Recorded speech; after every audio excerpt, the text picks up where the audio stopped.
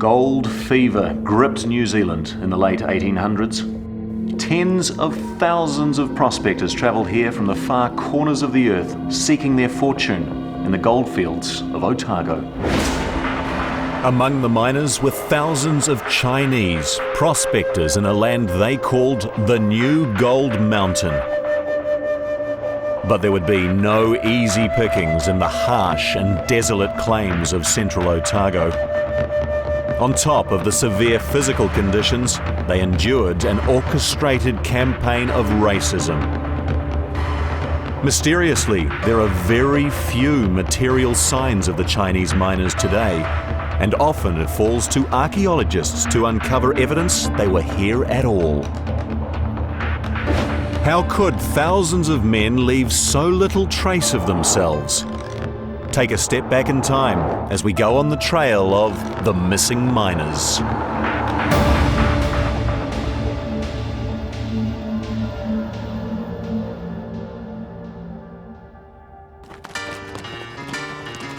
In the late 1800s, young men travelled to the four corners of the earth in search of gold.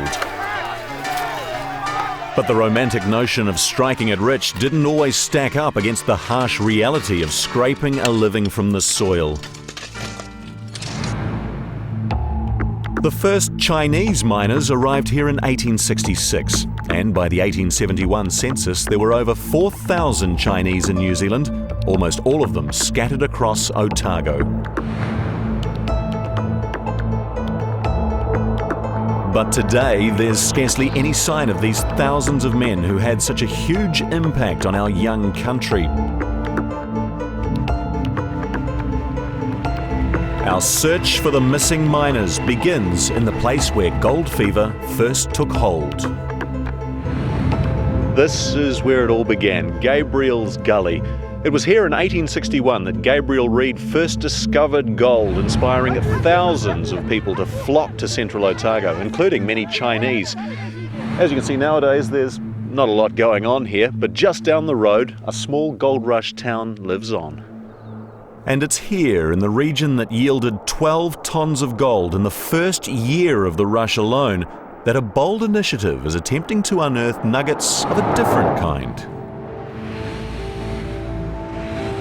Lawrence was a gateway to the Otago goldfields and served a community of nearly 12,000 miners during the heady days of the gold rush. Today, just 1,700 people live in Lawrence and the surrounding Tuapeka district. It may be a shadow of its former self, but this town with foundations of gold has endured and thrived. Sadly, the same can't be said for the largest Chinese township of the gold mining era, the Lawrence Chinese Camp, once home to about 120 residents. Lying just beneath the surface of an empty paddock, a kilometre out of Lawrence, are the remnants of a rare settlement. Now, a team of archaeologists led by Richard Walter from the University of Otago will attempt to uncover the layout of a long-lost village that, at its peak, included merchants, interpreters, doctors, shopkeepers and tradesmen, and served a wider community of 1,000 Chinese miners in the Tuapeka district.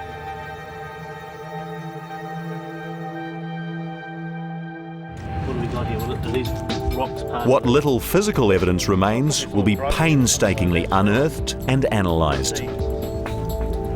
James Ning, an eminent historian, is at the forefront of a push to rediscover and recreate this important part of Otago history. Have you found any coins or?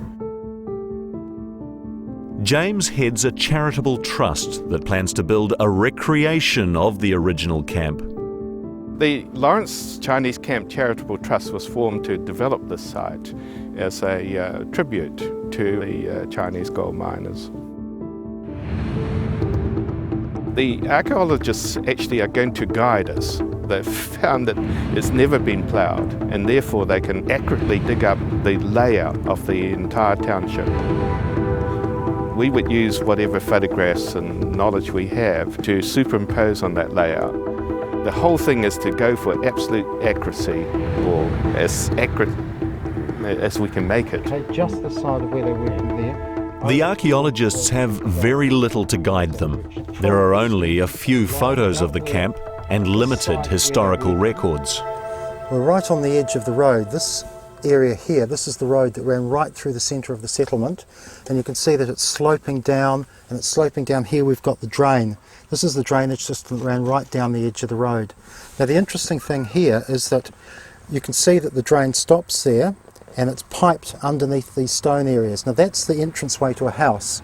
The houses here were built right up against the edge of the road. So here you'd step off the roadway and into the entrance to the house. So we're hoping to open out this whole area and have a look at the structure itself, see what type of material we can find within the structure that will tell us about the way of life, what they were doing in the community, that sort of thing, and also about the construction techniques. In addition to the roadway and foundations, the team have uncovered several wells that were filled in when the camp was abandoned. Even the fill is revealing a few surprises. Who's up for a drink? You'll have to shout tonight. This will be a huge archaeological project undertaken over several years. Every inch of the study area will be combed for clues about the settlement. So these are some of the artefacts, Richard. How many With further analysis, Richard hopes that material from the site will give life to the photos and historical records and will help to guide the planned recreation. How significant is the Lawrence Chinese Miners Camp in terms of our understanding of archaeology and New Zealand social history? Well, it's a unique site. It's quite important. I mean, the Chinese played a very important role in the early development of New Zealand, but most of what we understand about that is from looking at the mining sites themselves. Now, we have quite good coverage of the mining communities actually out there in the goldfields, but what we don't know much about are the settlements themselves where people were living. This is not a mining site, this is a Chinese village. We want to make sure that the site is well protected and well understood. We want to communicate to the wider New Zealand community the importance of the Chinese participation in our early economic history. We want to make sure that this site is well represented in our understanding of the New Zealand past. So, aside from a few shattered fragments, what remains of these once thriving communities? Sadly, buildings like this one are rare. This is the only surviving intact building of the old Chinese camp near Lawrence. It's Sam Chu Lane's Empire Hotel, right here on the main road. But there is another Chinese camp rescued from obscurity by archaeologists more than 20 years ago.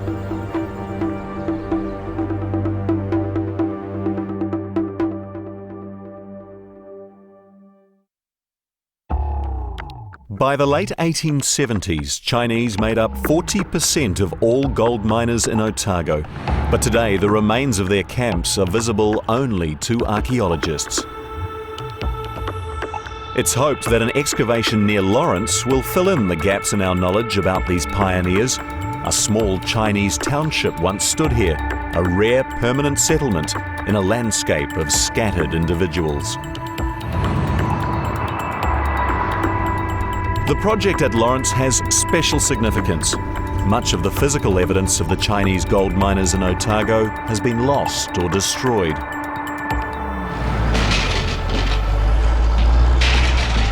In the late 1970s, the wheels of progress rolled through this barren landscape. Once completed, the Clyde Dam would swell the mighty Clutha River to create Lake Dunstan, covering 26 square kilometres of rocky gorge and swallowing over 100 heritage sites. Among them was a Chinese settlement, overgrown and forgotten, in the shadow of the European township of Cromwell. While European settlements would continue to be built upon for several generations, the Chinese communities were only ever temporary and, over time, became ghost towns. Now lying 10 metres beneath Lake Dunstan, the ruins of the former township were excavated by archaeologist Neville Ritchie, whose work has been instrumental in our understanding of the Chinese miners. So how did you come to be involved in the excavation, Neville? There was known to be a large number of historic sites around Cromwell, and when the dam was mooted, the University of Otago Anthropology Department was contracted to undertake a survey on the gorge, and they confirmed there was well over 100 sites would be affected by the dam, both that and the new high road.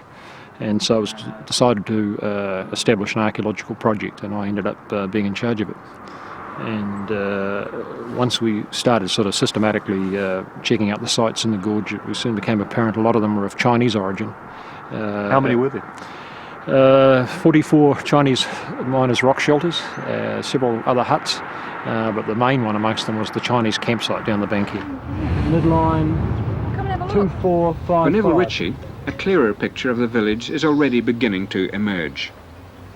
The huts were built along a riverside track, which he now knows dates back to 1870.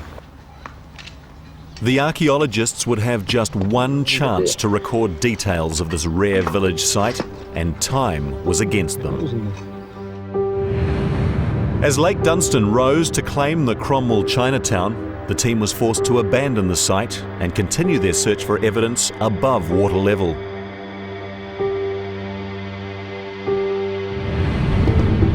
Locals told of a long-lost Chinese settlement at Arrowtown. Could there be anything remaining of their dwellings? Today, Arrowtown's gold comes from tourism, but 140 years ago, it was base camp for some 2,000 prospectors, and amongst them, a thriving Chinese community. Armed with just a few historic photos, Neville would go in search of more missing miners.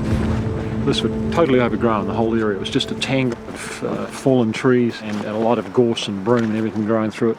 So pretty impenetrable. Absolutely, yeah. So it all had to be cleared away, obviously. Yeah, before we started. And did you know what you were going to find? Well, I poked around in the brush as much as I could just to confirm there was some, still some huts here.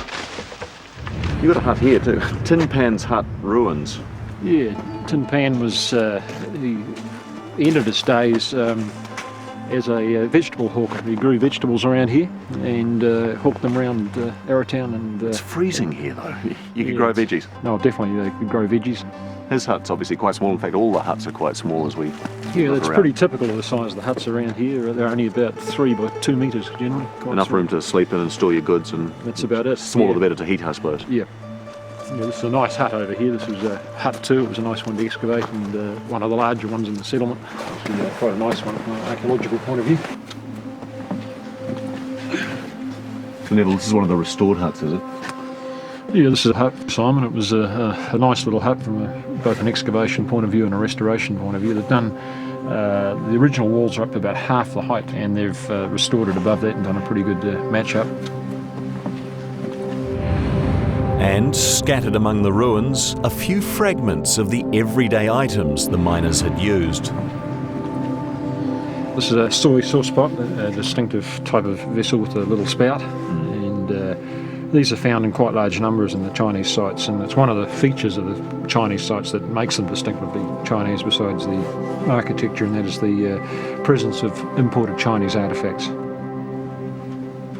Neville and his team had gathered a few more clues about the lives of these hardy men who had left so little sign of their presence. The restored huts now provide some insight into their lives for around 100,000 visitors each year. But this part of our history remains shadowy for many.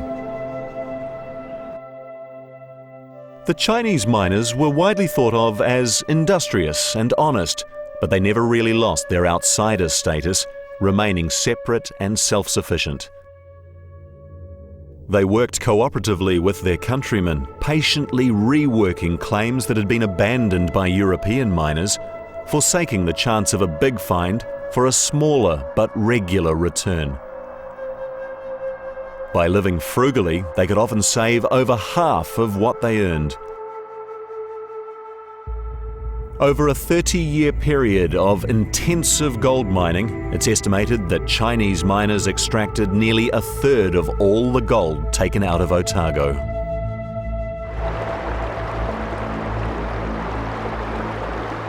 Well, obviously I'm no expert at this, Neville, but it doesn't seem like there's much here, is there?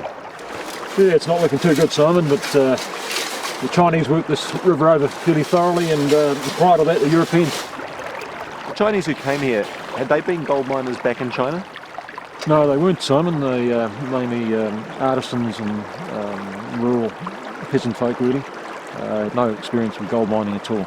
So was the idea that they were leaving behind a harsh life in China and coming here to make their fortune and a new life? Yeah, no, they didn't intend to settle here, Simon. The Chinese were essentially sojourners. Their plan was to come here, work the gold fields for a while and then return. Being used to hard work, they were well set up for being gold miners. Life in this almost exclusively male society was tough. It's said that a miner was past his physical best by 40 and an old man by 50. In this bleak and rugged land, the miners would endure great hardships in their pursuit of gold, but for some, riches would come at a cost. It's estimated that 1,500 Chinese men died in search of gold, and yet there are only 150 known Chinese headstones across Otago. Could there really be 1,000 lost graves in hidden corners of the province? Or is there another explanation?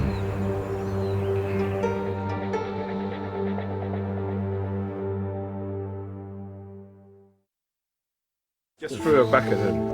I'm not sure about that because it's... The commonly held perception of the Chinese gold miners of Otago may be that of a marginalised, miserable existence, but historian James Ning has discovered another side to their lives. But I must say that they lived very well. How so? Yes, well, for one thing, they ate very well. They were great customers of the small farmers for pigs and poultry, and actually imported much of their own food, would you believe, all the way from Hong Kong. Like what? Rice and soya sauce, all the basics. They actually ate Chinese, and they kept to their customs. How they survived in this country was they extended the family and kinship circles that they had in China and brought them over to New Zealand. And so within a group, a mining group, say of 9 or 10 or 12, you only needed one person who spoke some English, and all the others cohered behind them in this group, and that's how they survived. But as the gold supply dwindled, Chinese miners found themselves under increasing pressure. By the 1880s, anti-Chinese agitation was peaking, and immigration restrictions, including a crippling poll tax, meant that for the Chinese, the new gold dream was over. Racism was on the rise as propaganda pushed a white New Zealand policy. Even Prime Minister Richard Seddon had this to say of the Chinese. There is about the same distinction between a European and a Chinaman as that between a Chinaman and a monkey. Immigration stalled and numbers fell as the miners returned to their home country or passed away. But today, Chinese headstones are scarce. What happened to over 1,000 lost souls? Any expatriates, whether they're soldiers or they're business people or whatever, they want to be buried in their homeland. And every 10 years, apparently, with the Chinese gold seekers, wherever they were, Australia, California, Canada, New Zealand, they would try to have an exhumation drive where they would send home the bodies of those who had died. But sadly, not all of them would make it home.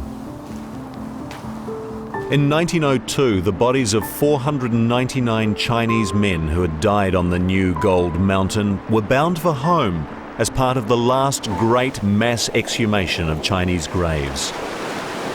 But the ship chartered to carry them back, the SS Ventnor, struck rocks off the Taranaki coast. The captain chose to limp on rather than make for the nearest port, and later the following night, the Ventnor sank off the Hokianga harbour. The remains of almost 500 Chinese miners would never make it home, and according to Chinese custom, their spirits would never rest.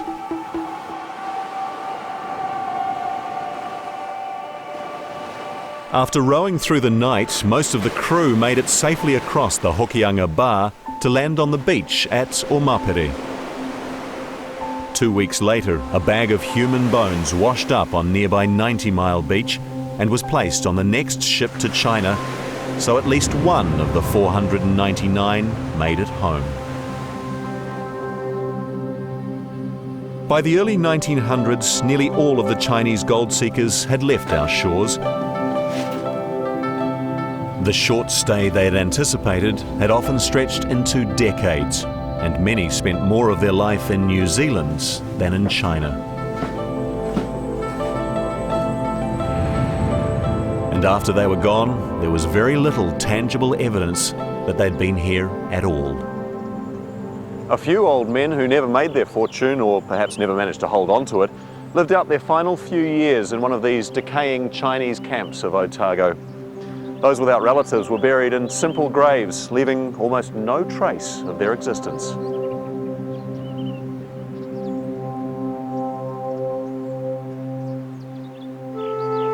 It seems that these fortune seekers trod very lightly on this land. The missing miners left little trace of themselves, a few photos, some sketchy records, and the evidence that only archaeologists can unearth. Now it's hoped that the archaeological project in Lawrence and the planned recreation of the village that stood here will provide future generations with a window into our Chinese past.